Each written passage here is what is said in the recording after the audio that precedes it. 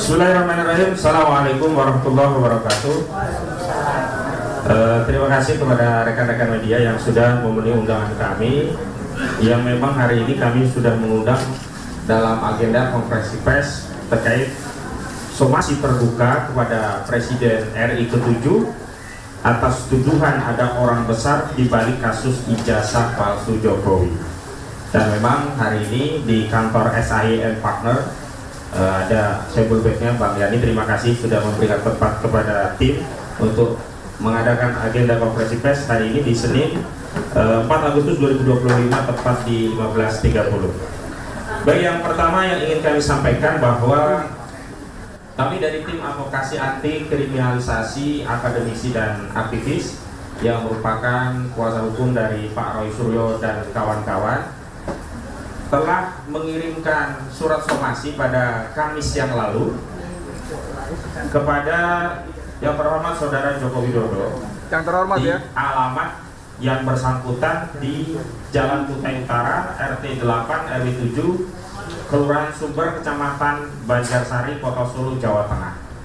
Jadi kita prediksi atau kita asumsikan dengan pos ya via JNE semestinya hari ini sudah diterima begitu, dan hari ini kami ingin menyampaikan apa yang menjadi somasi terbuka tadi karena ini berkaitan dengan statement Saudara Joko Widodo yang juga bersifat terbuka.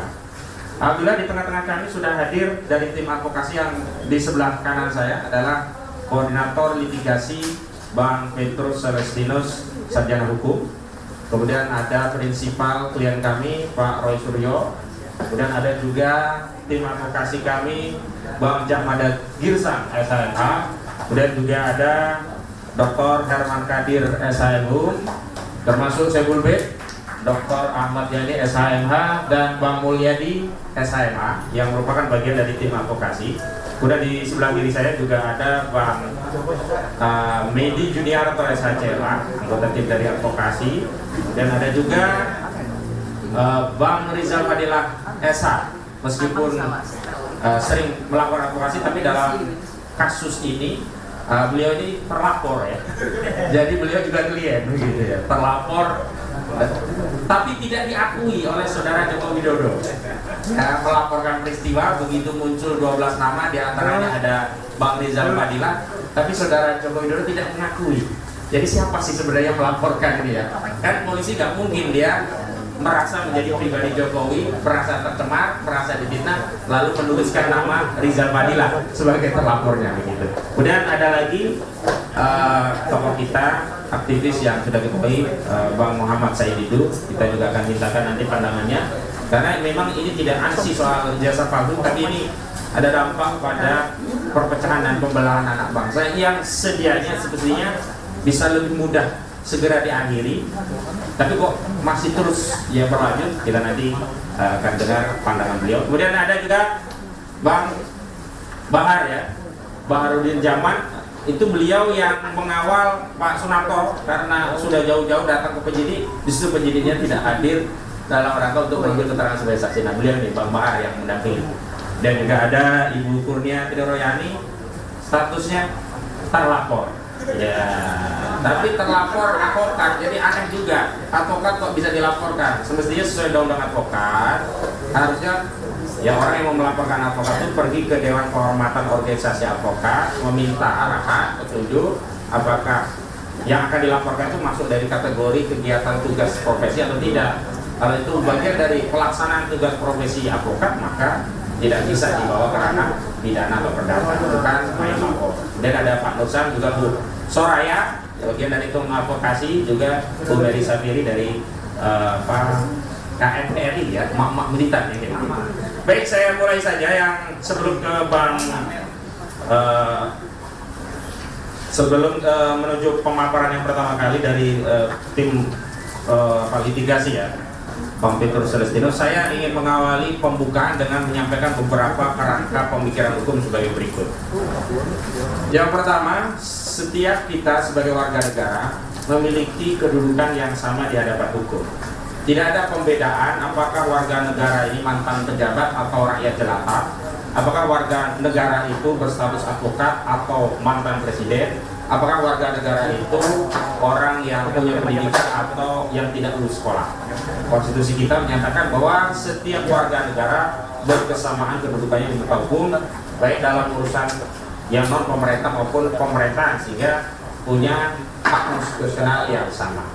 Dan ini ditegaskan di pasal 27 Undang-Undang Dasar 1945. Yang kedua, kasus ijazah palsu ini sebaiknya, seyogyanya memang fokus kepada penyelesaian secara hukum. Dan saudara pelapor, saudara Joko Widodo, 30 April 2025 yang lalu telah membuat laporan polisi ke Polda Metro Jaya karena dirinya merasa dicemarkan, merasa difitnah, merasa direndahkan serendah-rendahnya, merasa dihinakan sehina-hinanya. Maka hemat kami, masalah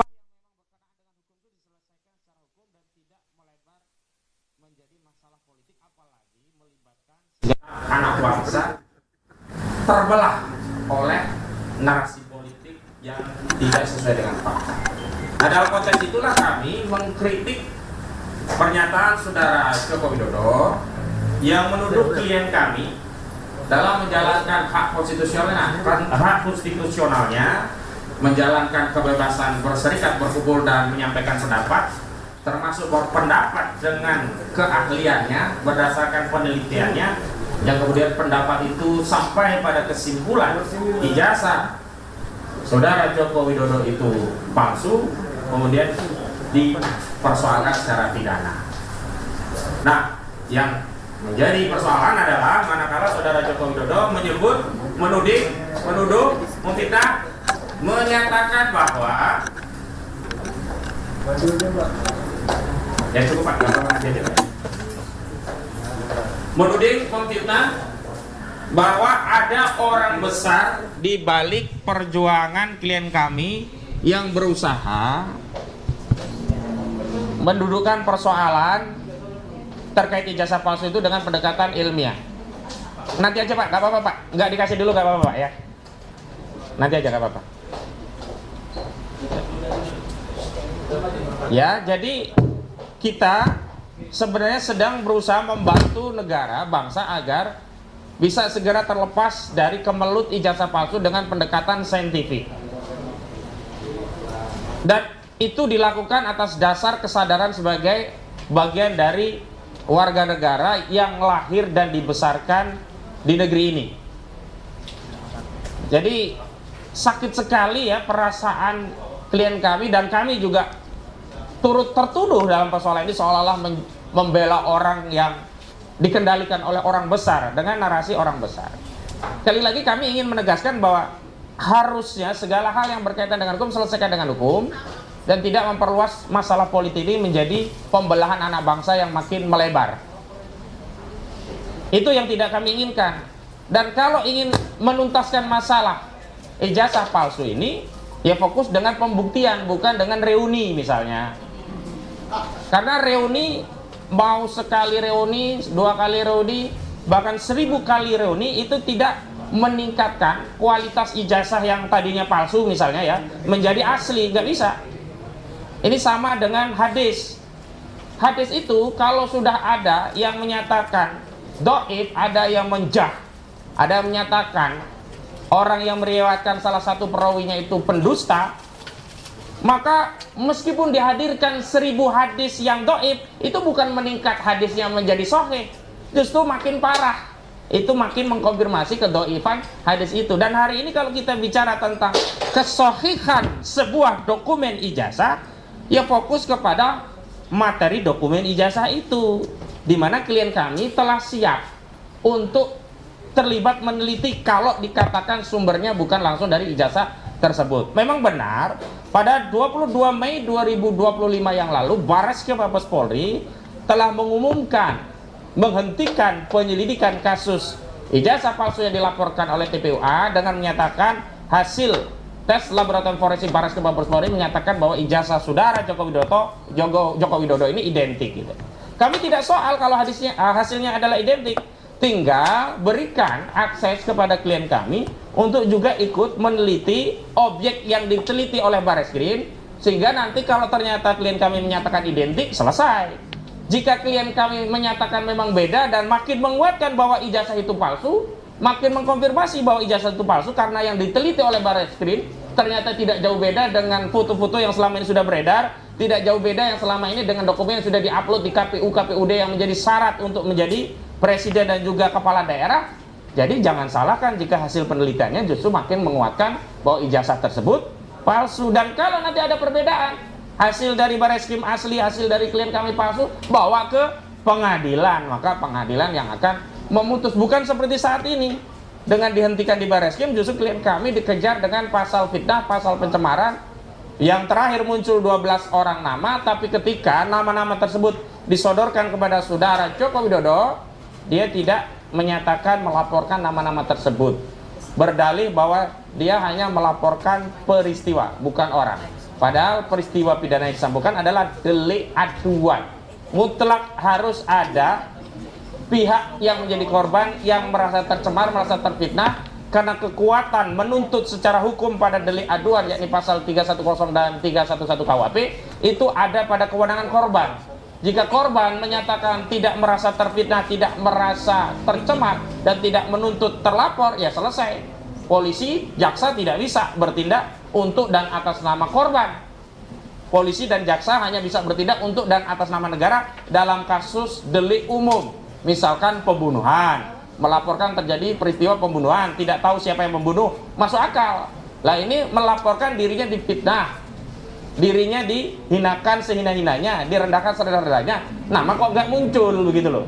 Itulah yang saya katakan dalam sejumlah media bahwa saudara Joko Widodo ini pengecut gitu ya. Mau melaporkan ya tentang fitnah pada dirinya tapi tidak berani sebut nama. Ketika sudah disodorkan 12 nama juga tidak dikatakan mana nama itu. Dan saya meminta Polda Metro Jaya kalau memang saudara Joko Widodo menyatakan bahwa bukan 12 orang itu yang dilaporkan dirinya, maka lepas ini terlapor ini, gak ada urusannya dengan proses hukum.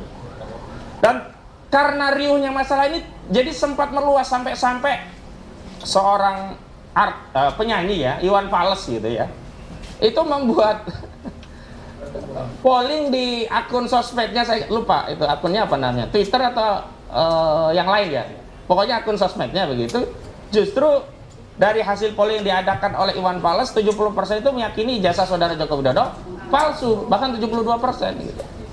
Makanya jangan kemudian ya rakyat diadu dengan misalkan polling dari Denny JA yang menyatakan masyarakat masih percaya. Kalau polling dibalas sama punyanya Iwan Fals juga selesai. Justru yang harus dihadirkan itu ijazah asli. Jangan biarkan rakyat menjadi terbelah. Nah, karena alasan itulah kami mengajukan surat somasi dan nanti redaksi somasinya juga akan dibacakan, dan tentu saja sikap apa yang melatar belakang somasi ini juga akan disampaikan oleh koordinator litigasi dari tim kami. Baik, ada tambahan satu lagi yang perlu saya sampaikan. Justru kami merasa yang ada orang besar itu di balik Sylvester Matutina. Itu ada orang besar itu. Kenapa? Saudara Sylvester Matutina ini sudah terpidana, divonis inkrah 1 tahun dan 6 bulan. Tapi sampai hari ini tidak menjalani putusan penjara. Kalau dia berdalih sudah menjalani, itu menjalani proses hukumnya. Di sidang iya. Tapi menjalani di penjara itu belum. Aneh. Negara kita negara hukum.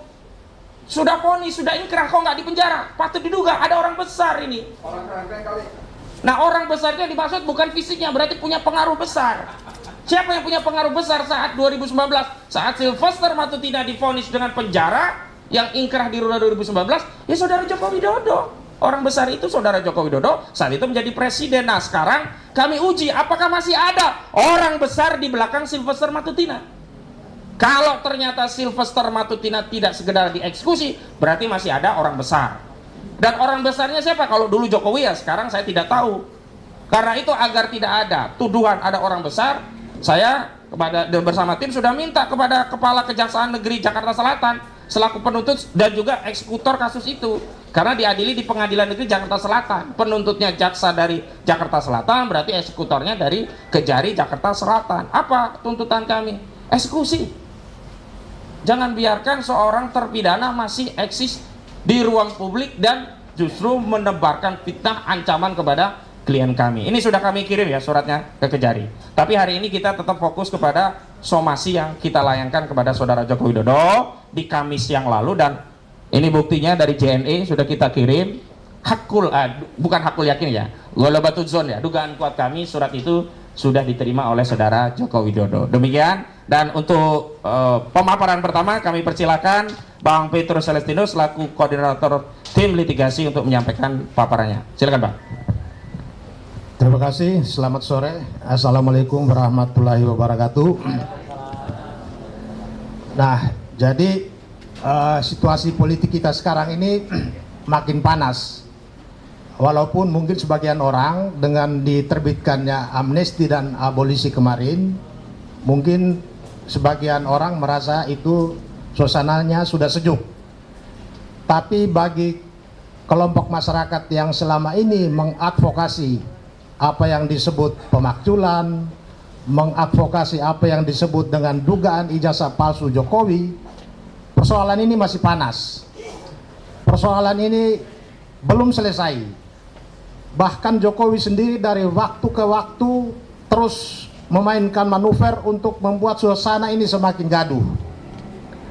Terakhir dengan enteng dia menyatakan sekaligus melecehkan gerakan advokasi ini sebagai diorkestrasi oleh kelompok besar. Ada yang membackup. Masyarakat lalu mempunyai kesan bahwa backup itu backup dana, backup kekuasaan, sekedar untuk memenjarakan Mas Roy dan kawan-kawan. Padahal kita lihat polemik tentang ijazah palsu ini hampir 5 atau 10 tahun berjalan. Tetapi kenapa ketika Mas Roy dan kawan-kawan karena kepakarannya ingin memperjelas apakah ijazah ini palsu atau tidak, dan kesimpulan mereka berdasarkan kepakarannya bahwa ijazah ini adalah palsu, kok mereka dikriminalisasi melalui tangan-tangan kekuasaan politik yang ada? Jadi dengan kemarin Presiden Prabowo memberikan amnesti dan abolisi, membuktikan bahwa pengelolaan kekuasaan negara selama 10 tahun Jokowi berkuasa, ini hukum kita dirusak. Kenapa? Politisasi yang berujung dengan kriminalisasi dan sekarang menimpa Mas Roy dan kawan-kawan, dan bahkan mungkin juga akan bertambah. Kata mereka akan bertambah. Sehingga kami hari ini mau menyatakan bahwa kami mengutuk keras pernyataan Jokowi yang melecehkan peran serta masyarakat, mengadvokasi persoalan pemakzulan Gibran, mengadvokasi persoalan ijazah palsu, dan ini akan berujung dengan tim advokasi anti kriminalisasi aktivis dan akademisi. Kita akan melaporkan Jokowi ke Barreskrim atau Polda terkait dengan ujaran kebencian, pernyataan bohong yang menuduh bahwa gerakan advokasi terhadap Mas Roy dan kawan-kawan, gerakan advokasi yang dilakukan oleh sejumlah tokoh masyarakat atas pemakzulan terhadap Gibran Raka Buming Raka sebagai dibiayai oleh kelompok besar, dan ini sudah semakin nyata mengadu domba kelompok masyarakat, terutama termasuk partai-partai yang berseragam biru dengan kelompok-kelompok kita ini diadu. Sehingga unsur tentang ujaran kebencian, pernyataan penyebaran berita bohong sebagaimana juga dituduhkan kepada teman-teman kita yang lain, besok atau lusa kita akan laporkan Jokowi tentang tindak pidana ujaran kebencian, penyebaran berita bohong yang mengadu domba antar golongan masyarakat. Salah satu pihak yang merasa sudah jadi korban yaitu partai berseragam biru, seperti kita lihat Demokrat sudah bereaksi. Ini potensi akan memecah belah bangsa itu semakin besar, sehingga apa yang kemarin Presiden Prabowo sudah mencoba menghentikan, memberikan suasana damai dengan abolisi dan amnesti terhadap Hasto Kristianto dan Tom Lembong, tidak akan bermanfaat kalau Presiden juga tidak segera membentuk tim untuk menyelidiki gerak-gerik Jokowi selama setelah dia tidak lagi menjadi Presiden. Karena ujaran kebencian atau orang besar seperti yang dikatakan oleh Pak Kosinudin tadi, mungkin orang besar itu adalah dirinya. Dia memainkan kasus ini supaya mengintimidasi masyarakat untuk tidak menuntut dirinya. Karena kalau dia menuduh orang besar, siapa orang besar itu kalau bukan dirinya? Jadi saya kira pernyataan-pernyataan yang kami sampaikan tadi akan lebih jelas dibacakan di dalam surat somasi yang akan dibacakan oleh teman-teman. Terima kasih. Baik, terima kasih Bang Petrus Celestinius, Koordinator Tim Litigasi dari Tim Advokasi Anti Kriminalisasi Akademisi dan Aktivis. Selanjutnya pembacaan somasi yang kami kirimkan kepada Saudara Joko Widodo. Pembacaan akan dibagi pada 2 termin sekaligus. Yang pertama dibacakan oleh Abang Jahmada Girsang dan dilanjutkan oleh Abang Mulyadi. Kepada Bang Jahmada untuk dimulai dan nanti langsung lanjut ke Bang Mulyadi. Baik. Assalamualaikum warahmatullahi wabarakatuh. Tim Advokasi Anti Kriminalisasi Akademisi dan Aktivis. Kepada yang terhormat Saudara Joko Widodo, ditembuskan kepada 1. Presiden Republik Indonesia, 2. Pimpinan DPR RI, 3. Kejaksaan Agung RI, 4. Mahkamah Agung RI, 5. Kompolnas RI, 6. Komnas HAM RI, 7. Bareskrim Polri, ke-8 Polda Metro Jaya. Perihal somasi dengan hormat. Untuk dan atas nama klien kami KRMT Roy Suryo Noto Diprojo dan kawan-kawan bertindak berdasarkan surat kuasa khusus terlampir sehubungan dengan beredarnya sejumlah fitnah, pencemaran, penghasutan dan provokasi yang dilanjutkan kepada klien kami, disampaikan kepada saudara hal-hal sebagai berikut. 1. Bahwa saudara telah melaporkan klien kami ke penyidik Polda Metro Jaya pada tanggal 30 April 2025 dengan objek perkara berupa dugaan tindak pidana pencemaran nama baik dan atau fitnah dan atau manipulasi, penciptaan,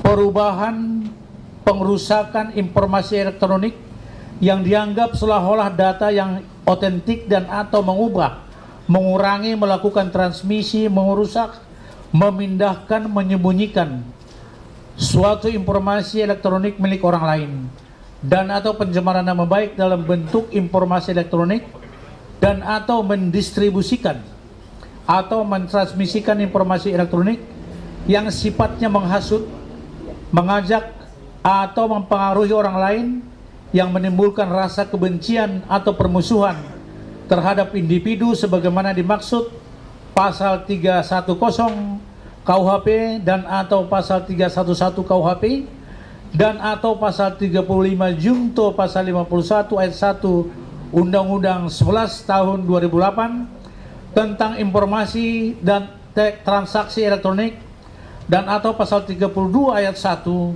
Junto pasal 48 ayat 1 Undang-Undang nomor 11 tahun 2008 tentang informasi dan transaksi elektronik dan atau pasal 27A Undang-Undang nomor 1 tahun 2004 tentang perubahan kedua atas Undang-Undang nomor 11 tahun 2008 tentang informasi dan transaksi elektronik. 2. Bahwa dalam laporan dimaksud, kuasa hukum saudara melalui sejumlah media telah merilis sejumlah nama terlapor dalam bentuk inisial ES, RS, RHS, TT, dan K.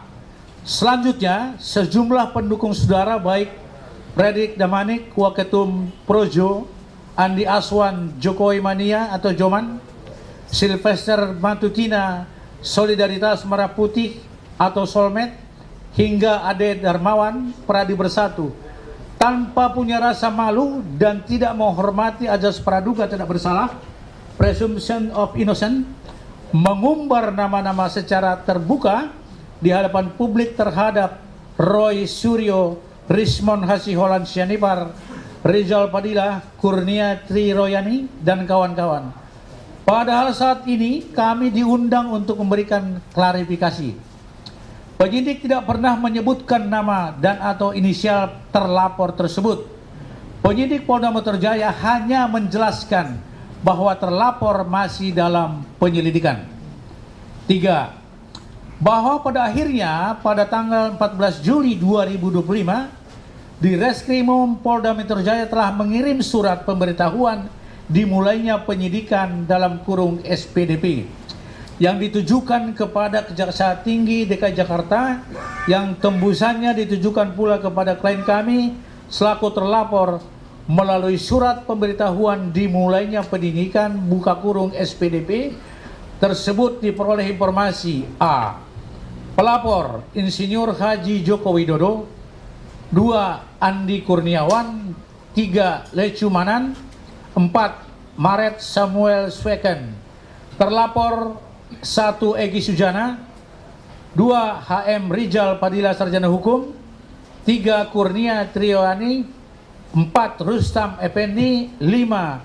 Damai Hari Lubis Sarjana Hukum, 6. KRMT Roy Suryo Noto Diprojo, 7. Rismon Hasikolan Sianipar, 8. Tipauzia Tiasuma atau Dr. Tipa, 9. Abraham Samad, 10. Mikael Benyamin Sinaga, 11. Nurdian Noviansa Susilo, dan 12. Adi Rido alias Ali Hussein. Materi laporan: dugaan tindak pidana penyebaran nama baik dan atau fitnah dan atau menghasut orang lain untuk melakukan perbuatan pidana dan atau manipulasi penciptaan, perubahan, pengerusakan informasi elektronik yang dianggap seolah data yang untuk mengubah, mengurangi, melakukan transmisi, merusak, memindahkan, menyembunyikan suatu informasi milik orang lain dan atau pencemaran nama baik dalam bentuk informasi elektronik dan atau mendistribusikan atau mentransmisikan informasi elektronik yang sifatnya menghasut, mengajak atau mempengaruhi orang lain yang menimbulkan rasa kebencian atau permusuhan terhadap individu sebagaimana dimaksud pasal 310 KUHP dan atau pasal 311 KUHP dan atau pasal 160 KUHP dan atau pasal 35 Yungto pasal 51 ayat 1 Undang-Undang Nomor 11 Tahun 2008 tentang informasi dan transaksi elektronik dan atau pasal 32 ayat 1 Yungto pasal 48 ayat 1 Undang-Undang Nomor 11 Tahun 2008 tentang informasi transaksi elektronik dan atau pasal 27A Yungto pasal 45 ayat 4 dan atau pasal 8 ayat 2 Undang-Undang Nomor 1 Tahun 2004 tentang perubahan kedua atas Undang-Undang Nomor 11 Tahun 2008 tentang informasi dan transaksi elektronik yang diketahui terjadi di Jakarta pada tanggal 22 Januari 2025. 4. Bahwa pada tanggal 25 Juli 2025 saat diwawancarai media terkait adanya 12 nama terlapor dalam kasus ijazah palsu termasuk tersebut mantan Ketua KPK Abraham Samad, saudara berdalih tidak melaporkan nama melainkan hanya melaporkan peristiwa. Bahwa pernyataan saudara yang berdalih tidak melaporkan nama melainkan hanya melaporkan peristiwa bertentangan dengan pernyataan tim kuasa hukum saudara yang saat mendampingi saudara membuat laporan polisi di Polda Metro Jaya pada tanggal 30 April 2025 yang lalu. Tegas menyebutkan sejumlah inisial nama terlapor yaitu ES, RS, RAS, TT, dan K. 6. Bahwa pernyataan saudara yang berdalih tidak melaporkan nama melainkan hanya melaporkan peristiwa bertentangan dengan pernyataan tim kuasa hukum saudara yang menyebutkan sejumlah inisial nama terlapor yang SS, RS, RAS, TT, dan KK jelas menginformasikan adanya kebohongan itu berpotensi dilakukan oleh saudara atau tim kuasa hukum saudara atau keduanya. 6.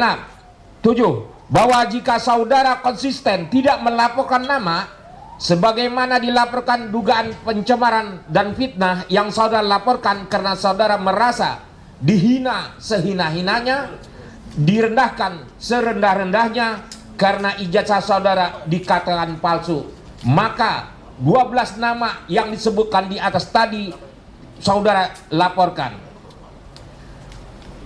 8. Bahwa penyidik Polda Metro Jaya tidak berwenang bertindak untuk dan atas nama saudara dengan mengkompilasi 12 nama terlapor dalam perkara dugaan pencemaran dan fitnah berdasarkan pasal 310, 311 KUHP, mengingat kekuatan menurut secara hukum dalam delik aduan mutlak menjadi kewenangan korban, bukan kewenangan negara melalui aparat penegak hukum baik polisi maupun jasa dalam ranah delik umum yang seperti pencurian pasal 363 dan pembunuhan pasal 338. 9.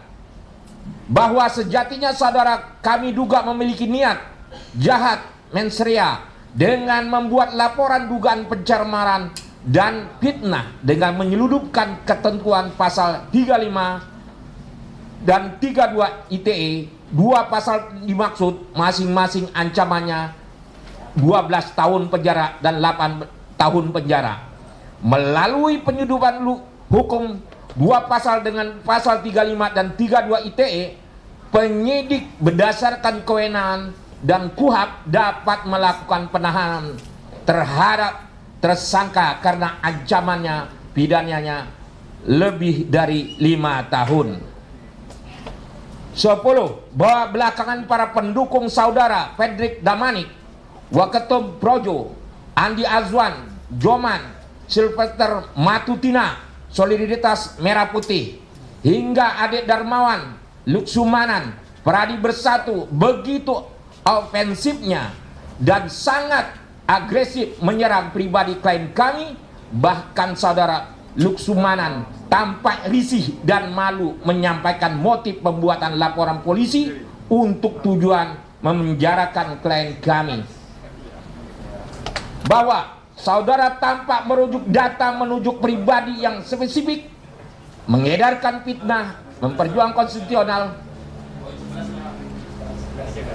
Bahwa akibat kasus ijazah palsu telah terjadi pembelaan dan perpecahan antara anak bangsa.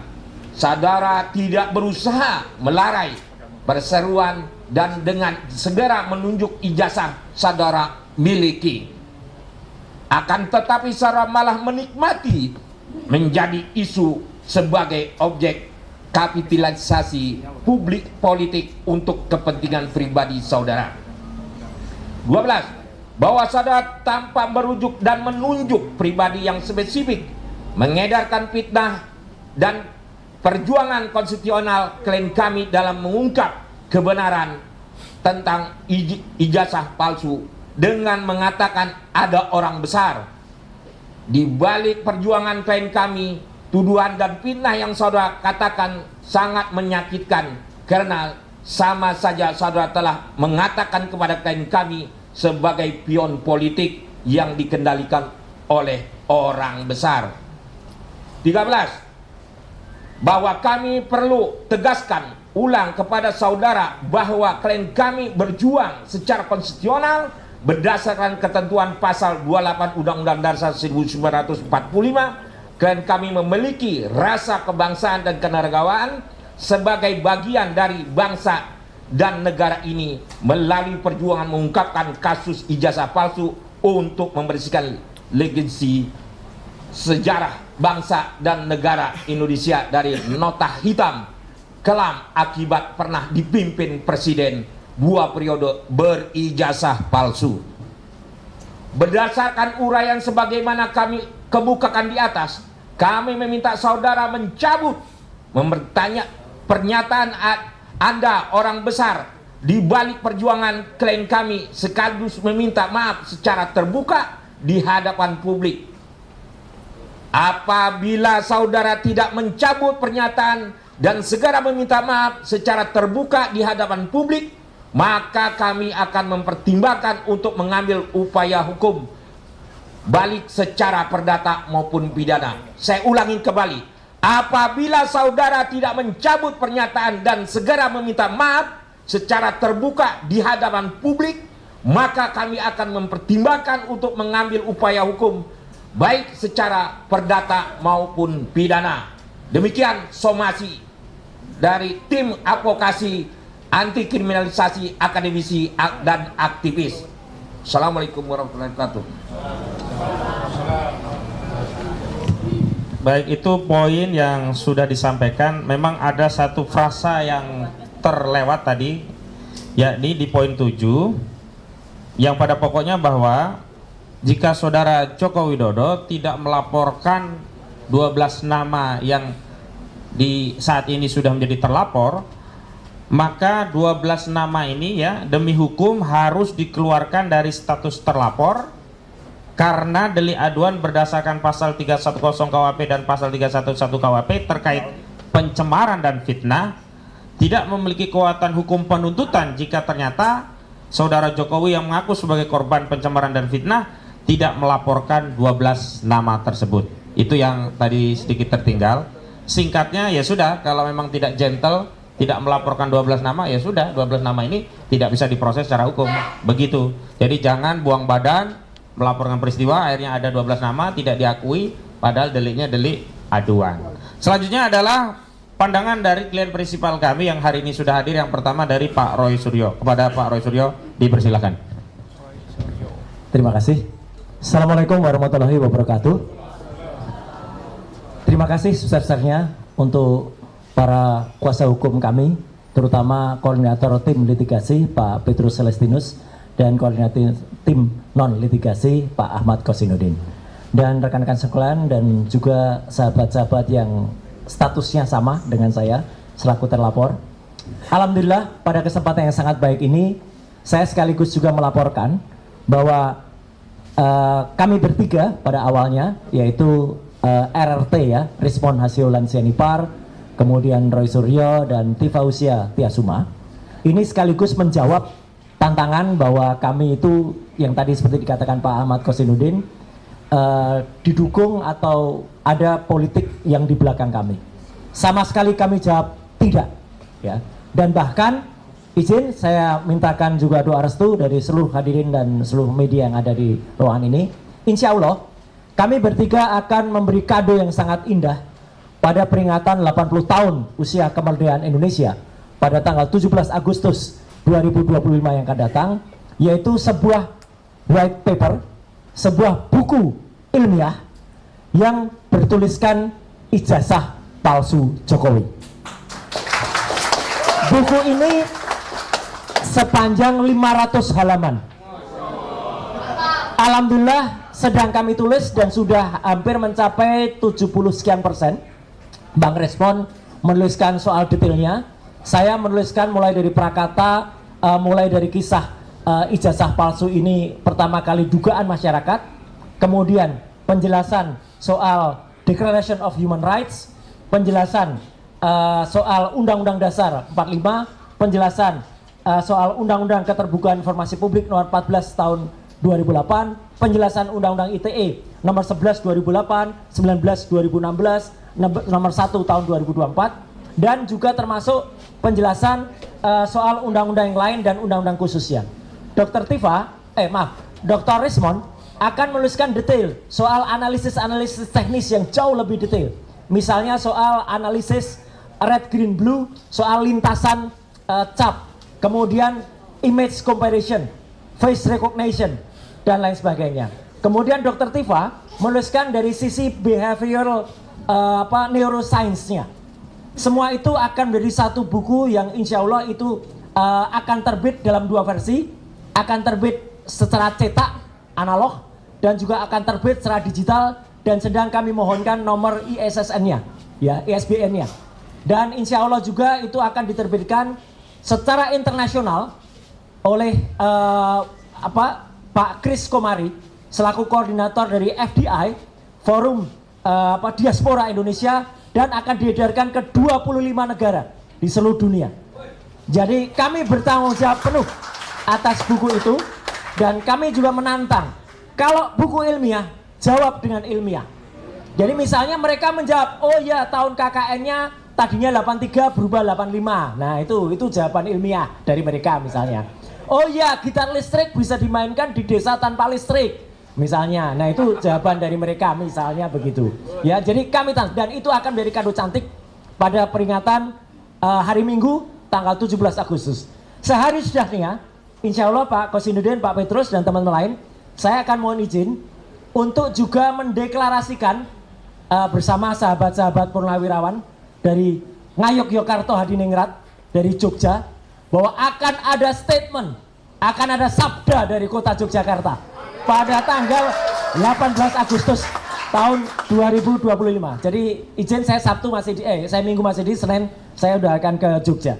Jadi artinya itu insya Allah akan memperkuat bagaimana nanti kalau Presiden Republik Indonesia bersikap, maka Nagari Ngayogyakarta Hadiningrat sudah akan bersikap juga terlebih dahulu, ya, untuk mendukung soal ijazah palsu ini. Yang kedua, mendukung statement dari Pak Kosinudin tadi, ya. Kami siang hari ini masih melihat ada seseorang yang bergentayangan dan berkuar-kuar di Mapolda Metro Jaya yang dikenal dengan nama si Plester. Ya, saya nggak tahu nama lengkapnya, yang penting dia si Plester. Memang harus diplester mulutnya, ya. Karena apa? Karena sesuai dengan surat yang kami ajukan ke Kejaksaan Negeri Jakarta Selatan, dan itu kami konfreskan di depan patung Dewi Keadilan, yang Dewi Keadilan itu ditutup matanya supaya benar-benar bisa adil tanpa memandang apapun. Kami masih menunggu jawaban dari Kejaksaan Negeri. Karena apa? Kalau memang si Plester sudah mengatakan sudah menjalani hukuman, kapan, hari apa, tahun berapa, dari bulan mana, saya bulan mana. Karena seharusnya dia dihukum 1 tahun 6 bulan sesuai dengan putusan kasasi, bahwa dia sudah menjalani bahwa dia sudah menjalani pengadilan, ya, mungkin menjalani sidang. Dan bahkan Pak Yusuf Kalla, Muhammad Yusuf Kalla, sangat baik maafkan mungkin, tetapi yang jelas kita masih menunggu kapan dia dieksekusi menjalani hukuman. Makanya siang hari tadi dia koar-koar. Dulu RS ketakutan masuk menggunakan penyangga kepala. Yang mengenakan saya penyangga kepala itu rumah sakit resmi saya waktu itu, dan itu saya pakai selama 1 bulan, dan saya kesatria, saya masuk menjalani hukuman, ya, bukan seperti dia yang lari dari tanggung jawab tidak menjalani hukuman. Itu lebih penting. Artinya begini teman-teman semua, izinkan kalau saya salah, bapak-bapak yang mengerti hukum, berarti semua statement dia maupun laporan dia di Polda Metro Jaya maupun kesaksian dia, kalau ternyata itu terjadi dan dia harusnya masuk tahanan, maka itu tidak berlaku, tidak sah. Karena harusnya dia masuk tahanan, tapi kemudian dia masih bersaksi atau bahkan membuat kesaksian terhadap pelapor yang lain. Jadi harusnya dia dieksekusi. Itu soal si Plester. Satu lagi yang saya harus bilang mohon maaf, satu lagi yang kemarin teriak-teriak soal oh itu harus masuk penjara, yaitu orang namanya AA inisialnya, ya, yang dia kehilangan otaknya ketika digebukin di depan DPR, ya. Dia kena, sebenarnya dia adalah TSK, tersangka kasus penistaan agama pada tahun 2015. Mohon maaf ibu-ibu dan semua umat muslim dan muslimah, dia mengatakan, kenapa dia masuk pasal penghinaan agama? Karena dia mengatakan Nabi Muhammad bukan orang Arab, dan dia tersangka. Tapi kemudian saya nggak tahu dia di SP3 oleh Polda Metro Jaya. Tapi sudah juga kemudian di pra peradilan dan menang pra peradilannya. Jadi harusnya dia dieksekusi. Tapi sampai dengan sekarang Polda Metro Jaya belum eksekusi dia. Jadi artinya status AA itu adalah tersangka dan harusnya diteruskan penyidikannya, bukan diberhentikan. Ya, itu jadi ada 2 orang yang. Dan yang menarik sekali tadi karena ada YouTube-nya si Plester itu, malah justru komentar lebih banyak kepada seseorang yang bertopi, topinya dihadapkan ke belakang. Betul. Apal banget nih Mbak Menu ini sama si Pritz itu ya. Dan orang mengatakan itu orang yang di belakangnya itu yang ijazahnya dibusek capnya, ya. Dan dia secara tidak memalukan dirinya sendiri tampil di depan salah satu TV dan kemudian menunjukkan kalau ternyata ijazahnya masih ada capnya, bukan seperti Jokowi yang capnya dibalik pas fotonya, ya.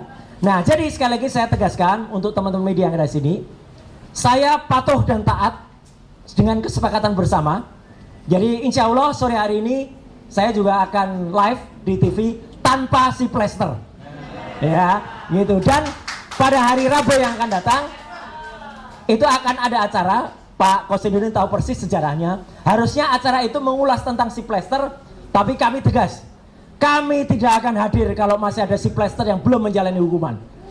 Alhamdulillahnya, salut kepada TV itu, saya nggak akan sebutkan TV-nya, tapi acaranya head to head. Hostnya Elvira Khairunisa. Topiknya diganti, bukan si Plester lagi. Jadi kami akan hadir kalau tanpa si Plester. Ya, karena tidak sopan kalau itu ada. Dan yang terakhir, tadi sudah disampaikan juga oleh Pak Kosinudin, ini bukan omong-omong, ini saya tunjukkan buktinya. Jadi ini adalah akun resmi, akun sosmed, maaf, milik seseorang namanya VL. VL itu siapa? Virgianto Listiawan alias Iwan Fals. Iwan Fals membuat polling, kita tahulah siapa Iwan Fals, pada pertengahan Juli yang lalu, dan 72% ketika dia menanyakan ijazah Jokowi, jawabannya adalah palsu.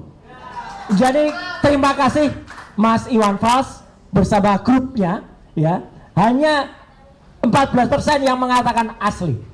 Nah, jadi artinya makin banyak lagi selain Refri Harun juga Iwan Fals. Dan kami sekaligus menolak atau tidak percaya kalau ada seseorang yang membuat survei-surveian, itu bukan survei tapi survei. SURPAY. Survei. Kenapa survei? Soalnya sekarang orangnya lagi protes. Terima kasih kepada Presiden Prabowo yang sudah menghapus, ya, tantiem bonus itu. Nanti mungkin Pak Manusia Merdeka, Pak Said Didu bisa menjelaskan dengan lebih detail, ya. Keborosan, kemudian insya Allah uang negara, devisa negara itu akan bisa dihemat kalau komisaris-komisaris itu dihilangkan atau tidak perlu diberikan yang namanya tantiem, bonus dan lain sebagainya. Kenapa? Toh mereka juga tidak berkompeten sama sekali. Dan untuk menyambut kegembiraan itu, ya, nah, saya akan sampaikan sekaligus juga kenapa laki-laki itu suka soda, sama seperti susu. Laki-laki sama seperti susu, ya. Kalau ketemu susu menjadi gembira. Jadi kita bergembira atas keputusan Presiden Prabowo untuk menghapus, ya. Bahkan kalau perlu komisaris-komisaris itu yang tidak berharga itu cabut Pak Prabowo, ya. Jadi kita akan lebih bergembira seperti soda susu gembira. Terima kasih. Wassalamualaikum warahmatullahi wabarakatuh. Ijazahnya fals.